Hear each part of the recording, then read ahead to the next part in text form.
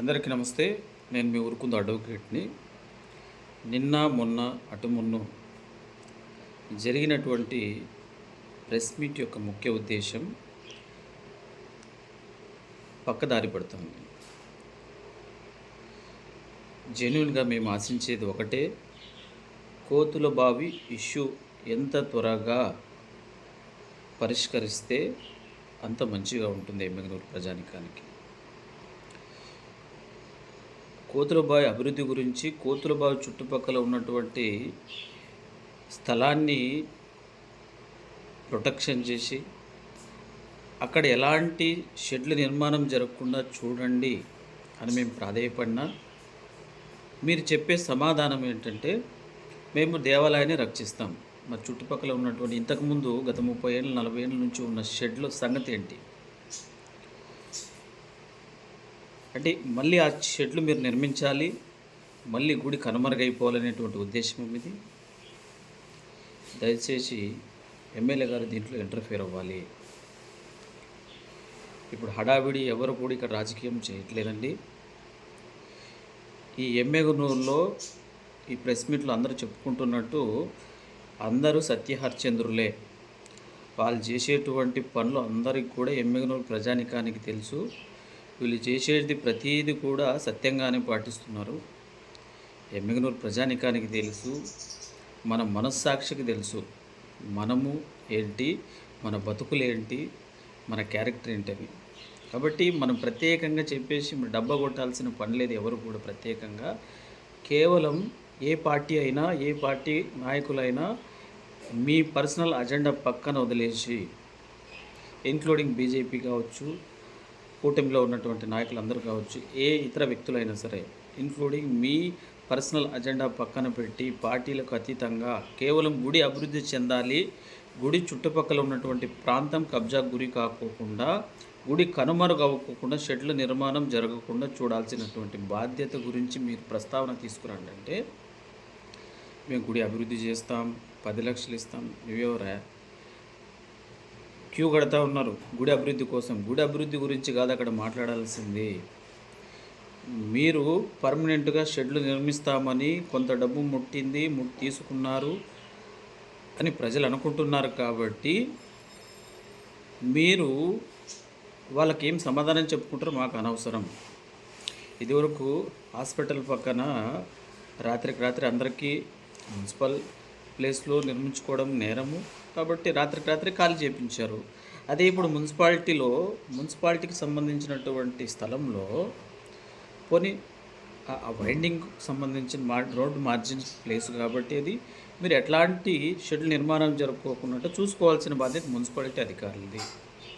ఈ మున్సిపాలిటీ అధికారులను కంట్రోల్ చేసేటువంటి రాజకీయ నాయకులు మీరున్నారు కాబట్టి ప్రజలను సమన్వయం చేసుకోవడానికి, అంటే అందరి మనోభావాలని కాపాడాల్సిన బాధ్యత మీ మీద ఉంది. కాబట్టి మీరు చేయాల్సింది ఒకటే, అటు ప్రాంతంలో ఆ చుట్టుపక్కల ఎక్కడ కూడా షెడ్లు నిర్మాణం జరగకుండా ఒక కాంపౌండ్ వాల్ కట్టి ఆ దేవాలయానికి మీరు నిధుల గురించి ఆలోచన చేయాల్సిన పని లేదు.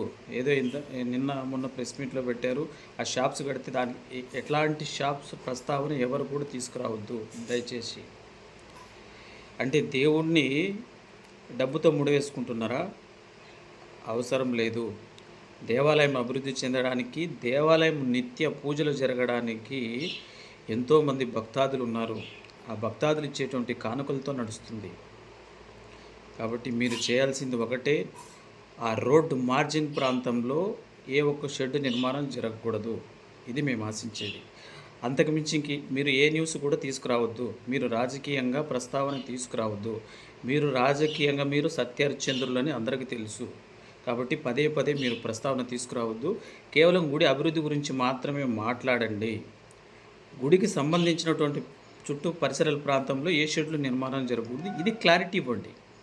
అంతేగాని మీ సెల్ఫ్ డబ్బా కొట్టుకోవడానికి ఏదో మీ క్యారెక్టర్ గురించి అందరికీ తెలుసు, మీరు ప్రత్యేకంగా చెప్పాల్సిన పని లేదు. ఇది మా ఉద్దేశం. కాబట్టి దయచేసి ఎమ్మెల్యే చుట్టుపక్కల ఉన్నటువంటి మీ వర్గం అంతా కూడా ఒకసారి టెంపుల్ని దర్శనం చేయండి, సందర్శించండి. అక్కడ ఏం జరుగుతుందనేది మీకు ఒక అవగాహన ఉండొచ్చు. ఇప్పుడు నేను చెప్తా ఉన్నా, ఈ వీరు చెప్పేటువంటి మాటలు ఎలా ఉన్నాయంటే, ఈ ఉద్యమంలో ఇప్పుడు ఇక్కడ పార్టీలకు అతీతంగా ఒకడు మంచోడు ఉండొచ్చు, చెడ్డోడు ఉండొచ్చు. అంత మాత్రాన మనం అందరం చెడ్డ అనలేము, అంత మాత్రాన అంత మంచి అనలేము. అల్టిమేట్‌గా మనకు జరిగేది అక్కడ గుడి అభివృద్ధి గురించి మాత్రం ఆశిస్తున్నాము. ఎవడు ఏ ఆలోచన చేసినా ఇప్పుడు ఇప్పుడు జరిగేటువంటి ఉద్యమంలో కూడా ఎవరో ఒకరు ఉండొచ్చు. దాంట్లో మనం తప్పు పట్టలేము. అలా అని మొత్తం అందరినీ కూడా ఈ ఉద్యమాన్ని నీరుగార్చే విధంగా మీరు మాట్లాడడము సబబు కాదు. ఇప్పుడు ఎవడో ఒక లంగాగా ప్రవర్తించినాడు రాజకీయంలో అని చెప్పేసి రాజకీయ నాయకులంతా అందరు లంగగాళ్ళు అనలేం కదా. ఎవరు నిజాయితీగా ఉన్నారు, ఎవరు అన్యాయం చేస్తున్నారు అనేది ప్రజలకు అవగాహన ఉంటుంది.